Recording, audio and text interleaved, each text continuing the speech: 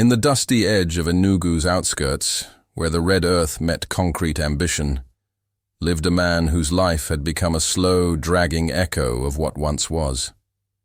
His name was Azubuike, and his world had shrunk into a room barely wide enough to stretch, inside a long corridor of other forgotten tenants. The compound itself was alive with noise, children wailing, women pounding yam, transistor radios arguing politics. But inside his corner, silence reigned like an old chief no one dared. Dethrone Azubuike wasn't always poor. There was a time his hands were called golden, when he could dismantle a car engine blindfolded, when his name rang through the motor parks from Nsuka to Port Harcourt. But a single fire ended that. A faulty gas cylinder in the mechanics. Shop had taken everything, his savings, his tools, his dreams, and nearly his life. Since then, he'd become what he never imagined. Just another man fixing generator plugs and sharpening cutlasses in exchange for old notes and leftover food. Each day passed like the last, measured in strokes of sweat and the creak of his worn toolbox. His meals were inconsistent, often a bowl of gari with groundnut, other times a single wrap of moi shared between breakfast and dinner. Yet he never begged. His pride, battered as it was, still stood like the last surviving tree after a storm. He did not chase wealth anymore. He only chased peace. But life had one more twist left. One afternoon, as the sun descended like a tired laborer, Azubuike sat on a cement block under the old pawpaw tree near his compound. It was where he often sat when his repairs were done, when the tools were back, in the box, and the noise of the world faded into the background. That was where he saw her, a girl. Thin like a broomstick, wearing a faded pink dress that barely clung to her shoulders, and carrying a bag that looked like it had been dragged through war. She stood near the local chemist's kiosk, unsure of where to go, her eyes darting around, not with curiosity but fear, deep, primal fear. She had no slippers. Her feet were white with dust. Her hair was uncombed, lips dry, and her arms hugged her tiny bag as if it held her soul. No one noticed. Her, or maybe they did and pretended not to. That was the way of the city. People noticed pain, but only responded when it bled loud enough to stain their peace. Azubuike watched her for a long time. It wasn't concern that made him observe her so intently. It was something deeper. A familiarity. The kind you feel when you see a cracked mirror and recognize your own brokenness. The girl stood like someone waiting to be saved, but no longer believing salvation existed. And so she walked away, slowly, head down, turning corners like she didn't want the air to follow her.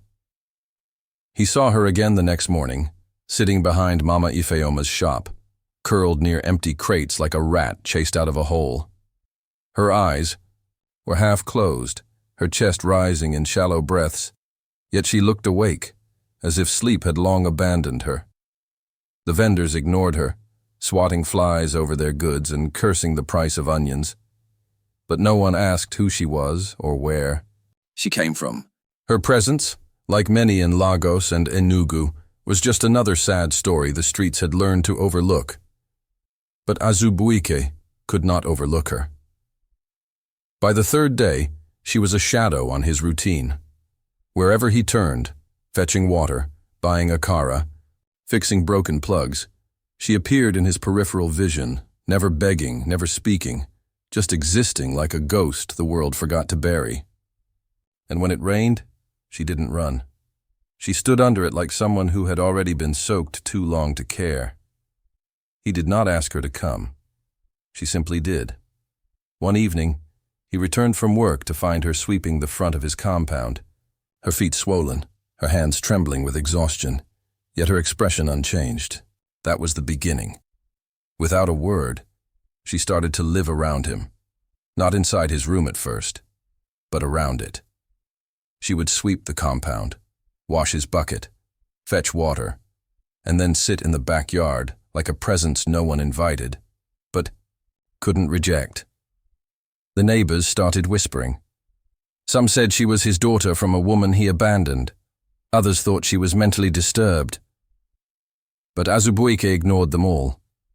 He didn't know who she was. He just knew she needed space. And he had space. Eventually she moved in, not with ceremony or agreement, but through the quiet ease of habit. She slept on the mat while he took the chair. She cleaned, cooked whatever they had, and even repaired his torn shirt with needle and thread she found somewhere. She said little, but her actions were loud enough to silence Azubuike's loneliness. Loud enough to replace the weight in his chest with something he hadn't felt in years. Company. He never asked where she came from. Not because he didn't care, but because he saw in her eyes that her past was not a story, only a wound. But slowly, neighbors started filling in the blanks with rumors and questions. One boy from the next street claimed she was sold by her stepmother to a man in Owerri, but escaped. Another said he saw her cleaning rich men's shops barefoot, always watching the road like someone waiting for a sign. Azubuike dismissed them all. He believed in what he saw, not what he heard.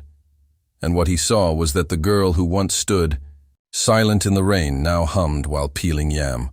Months passed, and life, though not richer, grew warmer. The room that once echoed with the sound of lizards scratching zinc now carried the scent of soup and the rhythm of two bodies living in sync. She began to keep a small garden behind the compound, growing bitter leaf, scent leaf, and pepper. She even arranged his tools better than he ever had. Azubuike started coming home earlier, not because he was tired, but because home had finally become something more than four walls and regret. The girl brought no drama, no demands, no noise. Just peace, the kind that creeps in softly and stays. She didn't laugh often, but when she did, quietly, with her shoulders bouncing gently, it felt like rain on dry ground. And so, without realizing it, Azubuike had taken in a girl the world discarded. A girl whose name was spoken like a curse by those who failed her. A girl whose story was filled with thorns and betrayal. But to him, she became something else. Something soft. Something sacred. She became his everyday happiness. The rainy season had arrived in Enugu with no apology. Sheets of water lashed the earth for hours without warning, turning narrow alleys into flowing rivers and drenching the clotheslines before anyone could run out to save their laundry. But, in the cramped room Azubuike called home, the sound of rain became music. It filled the silences that used to scream at him and painted their mornings with a rhythm only peace could bring. The girl, whose name he still never asked again, had quietly become the pulse of his routine. When rain fell, she sealed the window with polythene. When sun returned, she spread wet wrappers outside and rubbed his back with hot balm when he coughed. She cooked, even if all they had was okra and one stock cube. She made something from nothing and still smiled, faintly, as though her soul had seen worse and survived it. Azubuike, once indifferent to time, now began to count days, not for debt or rent, but for meals shared and mornings that started with the sound of her sweeping. She wore his old t-shirts now. They reached her knees, hanging on her frame like borrowed peace. She had added small weight. Her cheeks had stopped looking hollow, and her steps had grown firmer. But her eyes, those deep, watchful eyes, still guarded something the world had not earned permission to enter. Every Saturday, she washed not just their clothes, but the torn mats at the back of the compound. Neighbors watched in growing confusion. Some began whispering cruel things behind buckets at the well. They called her the girl without background, the one that jumped from nowhere into a man's house. Others praised her silently, envious of the strange peace that followed her like an unseen spirit. But Ijoma, Azubuike finally learned her name from the back of her old schoolbook, paid them no mind. She moved like water, flowing around hostility, softening sharp places with her presence. In a place that once smelled of rusted iron and mosquito coils, now there was always food warming on a small kerosene stove or wet clothes hanging near the door. One day, something unexpected happened. A man in a car, shiny, foreign, too clean for the street, parked at the mouth of the compound. He looked important, angry, and out of place. The neighbors came out in usual village fashion, half curious, half hoping for trouble. The man began asking questions. He had a photo in his hand. Some said he looked like a lawyer. Others claimed he worked for a woman in Lagos. Azubuike didn't pay attention. But when the man finally reached his door and held out the photo, time stopped. It was Ijeoma, a younger version of her. Hair neater, cheeks fuller, wearing a school uniform and forced smile. The man asked if he had seen the girl.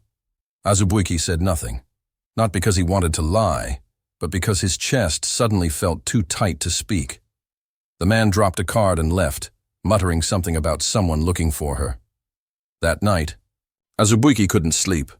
Rain fell again, lightly this time, but his heart beat too loud to hear it. Ijeoma sat in the corner, peeling oranges slowly. She never asked about the visitor. She didn't even seem afraid. It was as if she had always known someone might come someday, but had chosen not to run this time. In the days that followed, the whispers grew louder. Some neighbors warned Azubuike to let her go before her people brought police or wahala. One woman swore she heard the girl was a housemaid who ran away after breaking something valuable. Another insisted she was sold by her stepmother to a man who used her as collateral for a land deal. But Azubuike refused to listen. He did not need her story to love her. He only needed her presence, and that presence had become his anchor. He began to remember things. Small, precious things he had forgotten since hardship dulled his heart. The smell of boiling yam, the joy of watching someone sleep peacefully under his roof, the sound of another breathing beside him.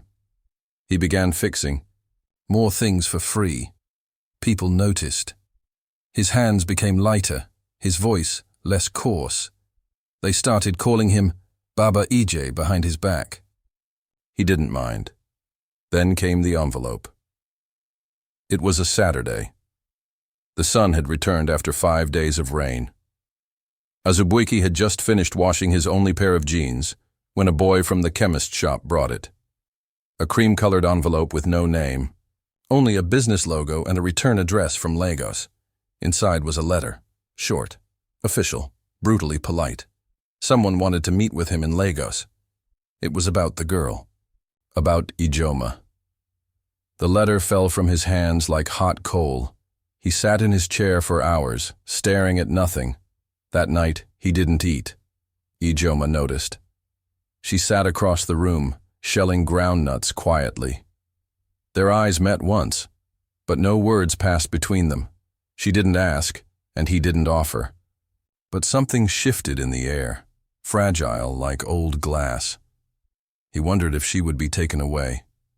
If someone with money and legal words would come and claim her like a misplaced item in a lost and found room. He wondered if she even wanted to stay. He had no claim to her, no right. Just presence, just memories, just mornings shared and pain understood without explanation. But still, he slept near the door that night, not to block it, just to be close. By morning, she had swept again. Water boiled on the stove. A wrapper lay folded near his feet. Life had resumed like nothing had shaken it. But in his heart, a storm waited. And yet, in all the fear, he realized something. He wasn't afraid of being questioned. He wasn't afraid of losing peace. He was afraid of losing her. The letter stayed under Azubuike's pillow for 2 nights before he touched it again. Each time he lay down to sleep, he felt it there like a buried truth pressing against the back of his head. Outside, life carried on as it always did. Children chased tires through the muddy compound. Mothers shouted from behind stoves, and the vendors argued about the new price of tomatoes. But inside that single room, something sacred was shifting. Azubuike had never been to Lagos before. He had heard stories, of course, everyone had. Stories of its endless roads, its relentless noise, its stomach-turning wealth and heartbreaking poverty. Some said it was where destinies were born. Others said it was where people disappeared. But the city had always been a myth to him, a place where people like him did not belong. Now it was summoning him, not for business, not for pleasure, but for Ijoma. He didn't tell her about the invitation, not directly, but she saw the change in his rhythm. The hesitation in his hands as he packed his wrench, the long silences during mealtime, the moments he stared at the window without blinking, as if Lagos was calling from beyond the rusted aluminum panes. She didn't ask questions. She never did. She simply began boiling rice earlier, sweeping twice instead of once, and folding his shirts with more care, as if preparing him to leave, and so he did. He borrowed money from a neighbor, enough for transport and a sachet of pure water. He wore his best clothes, a brown shirt with threadbare sleeves and black trousers with a patch near the knee. He left Ijoma with all he had, a cupboard of half-filled cups, one extra wrapper, a stove, and a note with 5 words, "I'll return, if God allows." The bus ride was long and unkind. Dust choked the windows and the road hummed with potholes. Passengers argued about everything, politics, pastors, and pepper. But Azubuike said nothing. He watched the towns pass like ghosts, Onitsha, Asaba, Benin. Each stop stole a piece of his courage. By the time they reached Lagos, he was a shell of himself. The city slapped him with its heat. Even the breeze felt impatient. He clutched the letter tightly and walked through streets that pulsed like arteries. Hawkers yelling prices he didn't understand, traffic roaring like thunder, and skyscrapers towering above like judgment. He felt swallowed. The address led him to an office building in Ikeja, glass, marble, and chilled air, the kind of place where people used perfume instead of powder. The guard at the gate looked at him with thinly veiled suspicion. His shoes were dusty. His shirt clung to his chest with sweat. He stood out like rust on a new spoon, but eventually he was let in. The office smelled of polish and paper.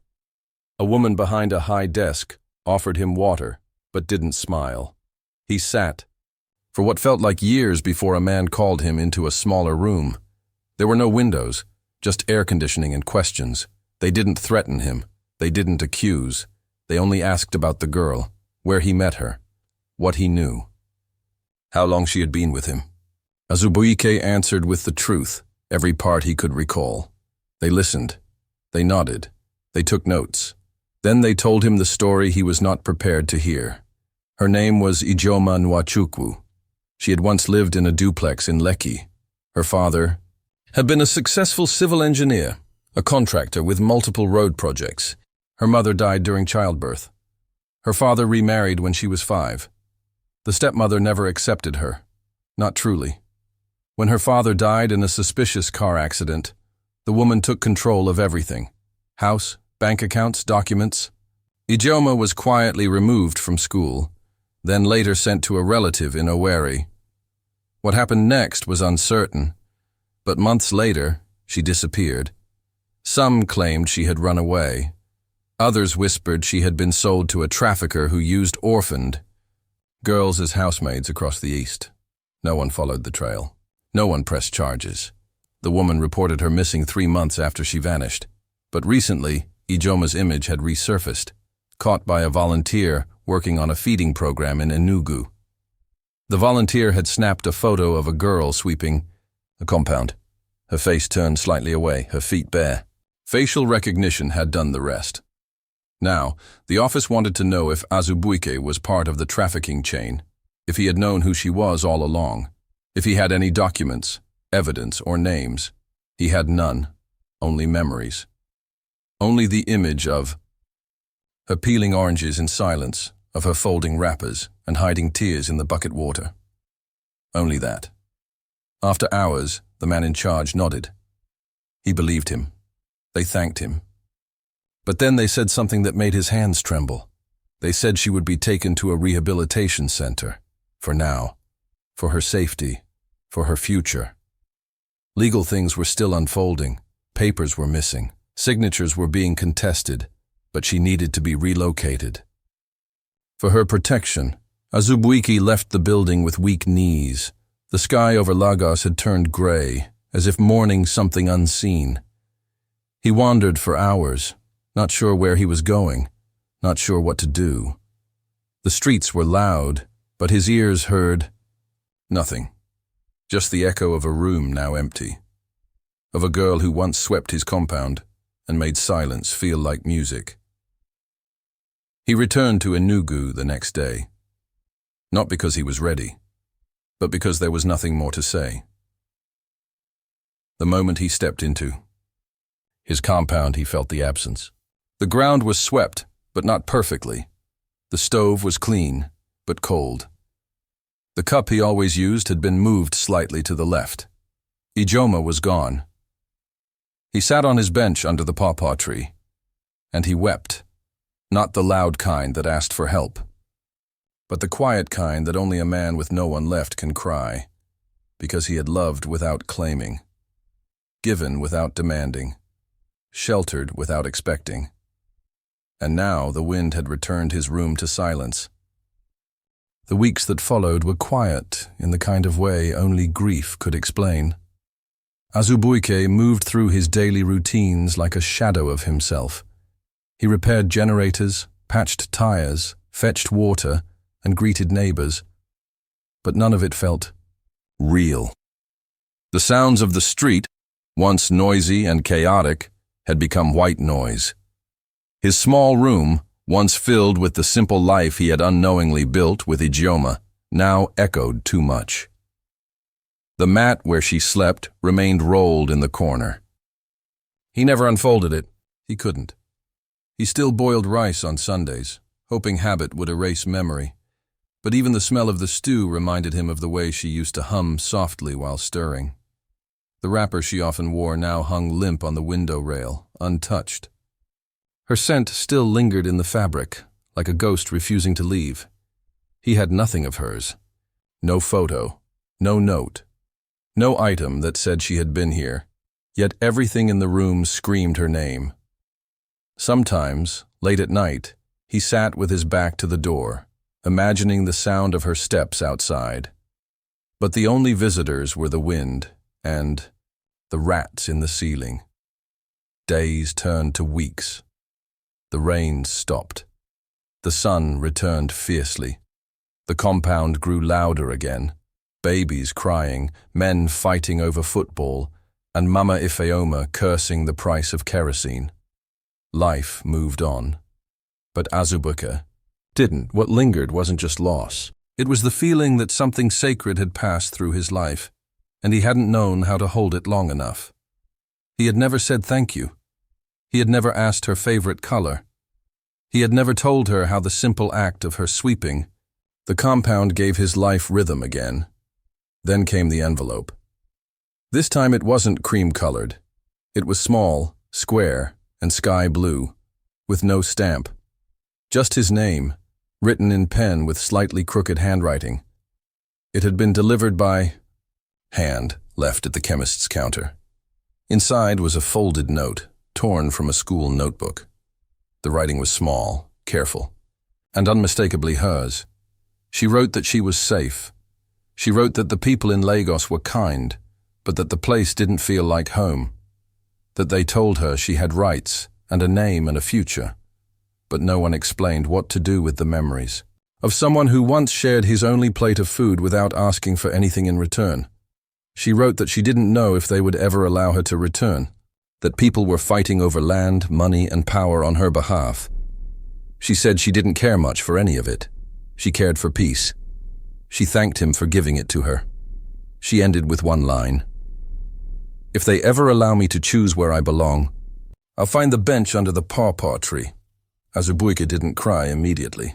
He folded the note and placed it inside his Bible, between Psalm 91 and Isaiah 43, and sat still for hours. His heart beat differently after that. Weeks passed again. He began waking up earlier. He started fixing the leaks in his roof. He even began repairing shoes on the side, a skill he hadn't used since his youth. He made small money, saved quietly, and bought a new mat, not because he needed it, but because he wanted her to find something fresh if she ever came back. The neighbors noticed the change but said nothing. They no longer whispered. They no longer mocked. Some even began sending their children to him, hoping his quiet strength would rub off. He smiled more, not fully, but enough to suggest that his shadow was beginning to learn the shape of light again.